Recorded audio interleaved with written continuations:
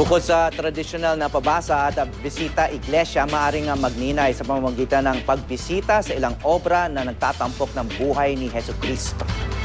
Gaya na lang ng 3D art collection sa Angono, Rizal. May news to go si Cesar Apolinario. Mula pagsilang, pakikisalamuha sa tao at muling pagkabuhay ni Jesucristo. Yan ang inilalarawan ng miniature art pieces na ito na gawa ng mga miyembro ng Katipunan ng Kristiyanong Alagad ng Titik, Teatro, Himig at Arts o Katha. Sagot daw ang ilang minutong pagmamasid sa mga obra maestrang ito sa mga Kristiyanong tila nakalimot sa buhay na pinagdaanan ni Jesus. Kasi po yan po yung sabi ni Peter, bakit wala siyang mahuling isda? Sabi naman po sa kanya ni Jesus, ang baba ng pananampalataya mo Peter, ilaglag mo yung lambat, tapos pag-angat mo, may makikita ka. Pag-angat ni Peter, sobrang dami ng isda, yun po yung napunit pa po yung lambat niya sa sobrang dami. Pinatunayan niya yung pagiging Diyos niya. Ipinapakita rin sa iba pang obra ang huling oras ni Kristo bago mamatay.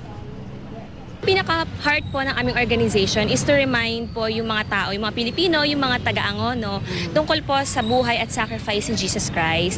So yung mga munti po namin kakayahan sa sining ay ginamit po namin.